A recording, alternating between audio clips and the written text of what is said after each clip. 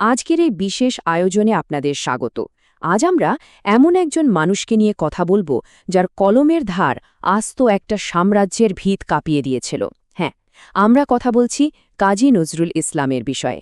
বাংলা সাহিত্যে এক অপরাজেয় শক্তি হিসেবে তিনি যতটা পরিচিত, ঠিক ততটাই রহস্যময় কিন্তু তার জীবনের শেষ অধ্যায়টা।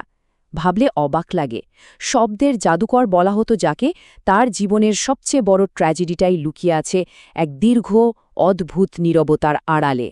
৩৪ সংখ্যাটা একটু খেয়াল করুন। একজন কবির জীবনে ৩৪ বছরের এক নিরবচ্ছিন্ন বোবা সময়। মাত্র ২৩ বছরের একটা ঝোড়ো ক্যারিয়ার ছিল তার।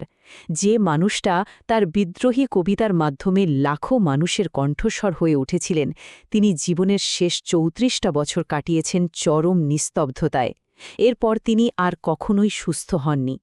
এখন প্রশ্ন হল, এই দীর্ঘ নীরবতা কি শুধুই নিয়তির পরিহাস ছিল?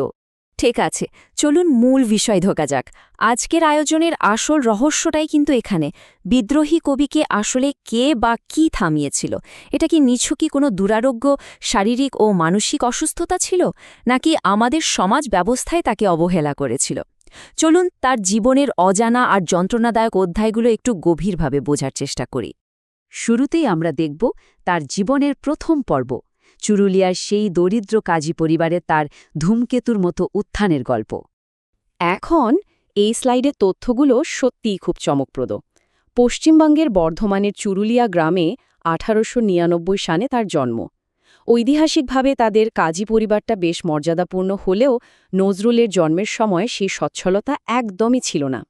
সচ্ছল আত্মীয়রা খুব একটা খোঁজটোজ নিতেন না, তাই অভাব আর দারিদ্র্য কিভাবে তার জীবনবোধকে তৈরি করেছিল সেটা দেখার মতো। নিজের ভাগ্যের দায়িত্ব তাকে নিজেই নিতে হয়েছিল। কখনো লেটো দলের হয়ে গান লিখেছেন আর গেয়েছেন, কখনো রেলওয়ের গার্ড সাহেবের বাসায় ৫-৪ মাস খেটেছেন, আবার কখনো আসানসোলের রুটির দোকানেও কাজ করেছেন। এই যে হাড় ভাঙা সংগ্রাম মুখর জীবন, এটাই কিন্তু তাকে সমাজের একেবারে তৃণমূলের মানুষদের সাথে গভীরভাবে যুক্ত করেছিল। তার এই ধূমকেতুর মতো উত্থানের সময়কালটা যদি আমরা দেখি, সেটা রীতিমতো বিস্ময়কর। ১৯১৭ সাল, শিয়ারসোল রাজ হাইস্কুলের ১০ম শ্রেণীর সবচেয়ে মেধাবী ছাত্রটি হঠাৎ করেই ম্যাট্রিকুলেশন পরীক্ষা না দিয়ে কলম ফেলে বন্দুক তুলে নেওয়ার সিদ্ধান্ত নিয়ে বসলেন। সোজা করাচির সেনানিবাসে ৪৯ নম্বর বেঙ্গলি রেজিমেন্টে যোগ দিলেন। কিন্তু সেখানে গিয়েও তিনি থেমে থাকেননি। ওই করাচি থেকেই তিনি নিয়মিত লেখা পাঠাতেন এবং ১৯১৯ সালে প্রকাশিত হয় তার প্রথম কবিতা মুক্তি। তার এই আত্মবিশ্বাসটা জাস্ট একবার ভাবুন। ১৯১৯ সালে প্রথম কবিতা প্রকাশের পর দারুণ উচ্ছ্বসিত হয়ে সম্পাদককে লেখা একটা চিঠিতে তিনি এই অসাধারণ কথাটা লিখেছিলেন। এই যে প্রবল একটা আত্মবিশ্বাস, এটাই ছিল তার মাত্র ২৩ বছরের অ্যাক্টিভ ক্যারিয়ারের মূল চালিকা শক্তি। আর তিনি সত্যিই সেটা প্রমাণ করেছিলেন। এক মস্ত জবর কবি তিনি হয়ে উঠেছিলেন, যার সৃষ্টির ব্যাপ্তি আজও আমাদের অবাক করে। এবার আসি দ্বিতীয় পর্বে, তার বিদ্রোহ, কারাবাস এবং কিভাবে তিনি বাংলার প্রথম জাতীয় গণতান্ত্রিক ও অসাম্প্রদায়িক কবি হয়ে উঠলেন সেই অধ্যায়ে। দেখুন, নজরুলের লেখায় প্যান ইসলামবাদ থেকে সমাজতন্ত্রবাদ সবকিছুর মিশ্রণ থাকলেও তিনি কিন্তু ছিলেন পুরোপুরি অসাম্প্রদায়িক। রাজনৈতিকভাবে ছিলেন সাম্যবাদের পক্ষে, আর এই প্রগতিশীল চিন্তাধারার কারণেই তাকে চরম বিরোধিতার মুখে পড়তে হয়। তৎকালীন ধর্মান্ধ গোষ্ঠীগুলো তাকে কিছুতেই মেনে নিতে পারেনি। তারা তাকে জবন হরিদাস বলে ডাকত। শুধু তাই নয়, মুসলিম নামধারী বিভিন্ন পত্রিকায় তাকে নাস্তিক, শয়তান, খোদাদ্রোহী এবং শয়তানের পূর্ণ অবতার বলে দেদাস্যে ফতোয়া জারি করা হয়েছিল। কিন্তু নজরুল দমে যাননি। তিনি এই কুসংস্কার আর অন্ধবিশ্বাসের বিরুদ্ধে প্রবল প্রতিবাদ চালিয়ে গেছেন। আর এই বিষয়টা দারুণভাবে ফুটে উঠেছে তার আজাদ কবিতার এই লাইনটিতে। তিনি কিন্তু খুব স্পষ্টভাবে জানিয়ে দিয়েছেন যে তিনি কোনোভাবে ইসলামের বিরুদ্ধে নন, বরং ইসলামের নামে সমাজে যে কুসংস্কার আর মিথ্যার পাহাড় তৈরি হয়েছে, তার লড়াইটা ছিল তার বিরুদ্ধে। তার কাছে রাজনৈতিক বা ধর্মীয় বিভেদ কোনো সমস্যা ছিল না, বরং অজ্ঞানতার অন্ধকারকেই তিনি মানুষের আসল শত্রু মনে করতেন। তবে তার কলমের আঁচড় শুধু ধর্মান্ধদের গায়ে লাগেনি, ব্রিটিশ রাজত্বের ভিতও কাঁপিয়ে দিয়েছিল। ধূমকেতু পত্রিকায় আনন্দময়ীর আগমনে নামের একটা বিস্ফোরক কবিতা প্রকাশের পর গভর্নরের এক্সিকিউটিভ কাউন্সিলের সরাসরি নির্দেশে তার বিরুদ্ধে গ্রেপ্তারি পরোয়ানা জারি হয়। এরপর ১৯২২ সালের নভেম্বরে তাকে গ্রেপ্তার করা হয়। শুরু হয় তার বন্দি জীবন।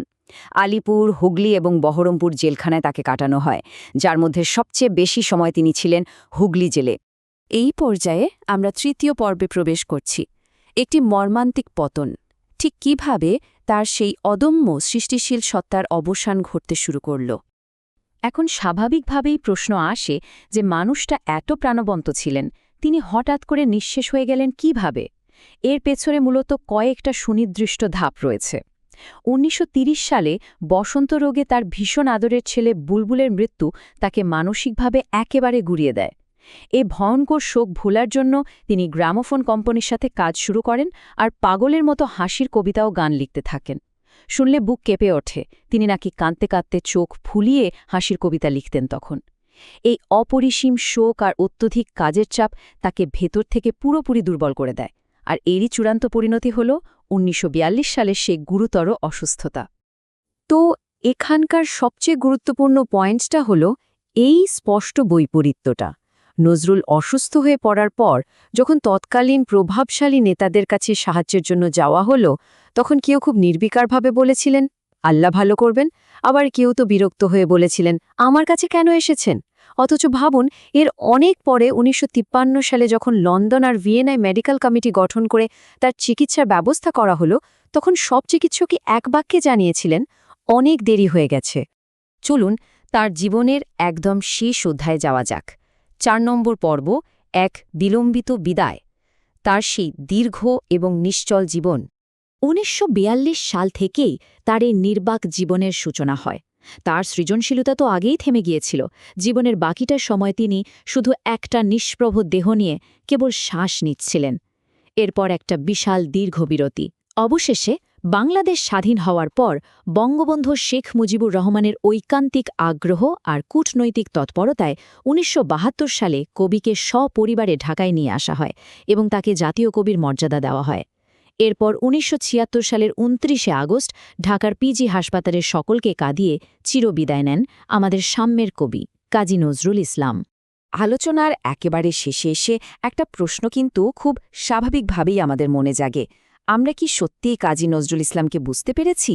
আমরা কি তার সেই অসাম্প্রদায়িক, সাম্যবাদী আর মানবিক দর্শনকে আসলেই আত্মস্থ করতে পেরেছি, নাকি তাকে কেবল কয়েকটা জনপ্রিয় কবিতা আর নিজেদের মতের সাথে মেলে এমন কিছু খণ্ডিত ভাবাদর্শের মধ্যেই আটকে রেখেছি? আজকের এই আয়োজনে এই প্রশ্নটাই আপনাদের জন্য রইল ভাববার জন্য।